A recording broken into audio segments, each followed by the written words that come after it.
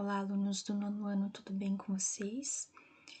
Eu estou aqui então para gravar o nosso primeiro vídeo de Meta 17, o Teorema de Pitágoras, a parte 1, e também nós começaremos o módulo 3, então esse assunto já está no módulo 3 da apostila, ok? Então vamos lá. Para a gente começar, vou falar um pouquinho da história, tá? De quem foi Pitágoras. Então ele foi um matemático, filósofo grego. Autor do Teorema de Pitágoras, né? Então leva o seu nome, esse teorema. Então ele desenvolveu vários trabalhos em diferentes áreas, como filosofia, geografia, música, etc, tá? Diz a lenda que antes do nascimento dele, a sacerdotisa do deus Apolo disse à sua mãe: "Tereis um filho de grande beleza e extraordinária inteligência. Será um dos homens mais sábios de todos os tempos." Pitágoras foi aluno de Tales de Mileto e fundador da escola pitagórica, que era mais que uma escola, era uma espécie de irmandade religiosa dedicada à matemática, religião, política e filosofia, ok? O que ele descobriu então? Ele descobriu uma relação muito importante no triângulo retângulo, tá? Mas o que seria um triângulo retângulo?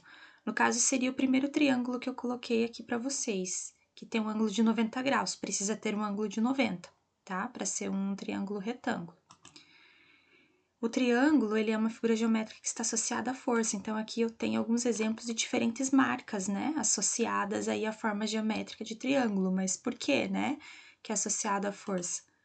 O triângulo, ele é uma figura geométrica, né, que além de estar associado à força, é porque essa estrutura triangular é mais resistente, né, então aqui nós temos duas imagens com estruturas triangulares.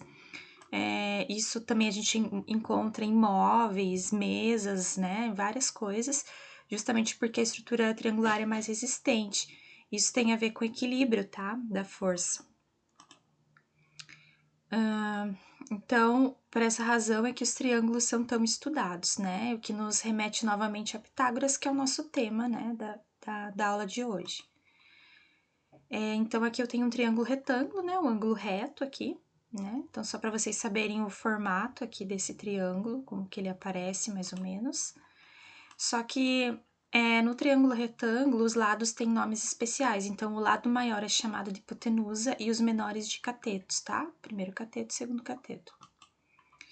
Pitágoras descobriu que a soma dos quadrados dos catetos é igual ao quadrado da hipotenusa, né? Como assim?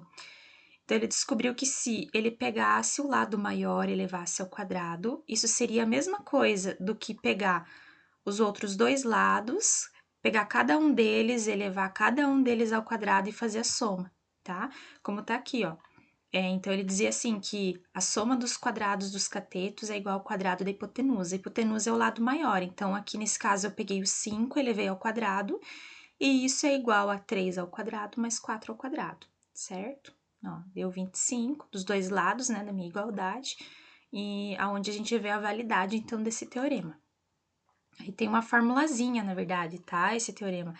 O A a gente chama de hipotenusa, B e C os catetos. Aqui no desenho, né, então eu teria, o A seria isso aqui, o lado maior, o B seria este lado aqui, e o C como se fosse a altura, tá? Como que eu sei disso? Por conta dos vértices.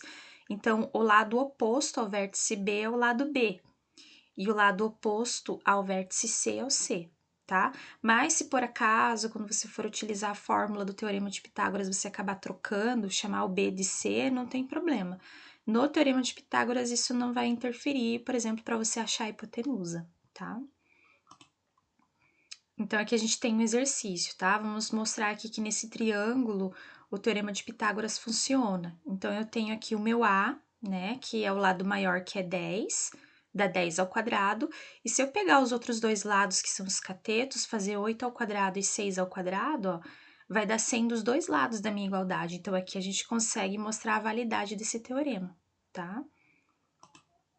E se o triângulo for isósceles, né? Se ele tiver dois lados iguais, vai dar certo do mesmo jeito, ó, porque se eu fizer 1 ao quadrado mais 1 ao quadrado, isso dá 2. 2 igual a quanto? Igual a ao quadrado, que é esse lado aqui. Só que eu não quero o valor de a ao quadrado, eu quero o valor de a. Então, eu tenho que fazer, no final, né, a raiz quadrada de 2, tá? Então, aqui a gente consegue ver a validade do Teorema de Pitágoras, funciona normal. Só que tanto que ele tem um ângulo de 90 graus, ok? Então é isso, pessoal. Um grande abraço para vocês e bons estudos!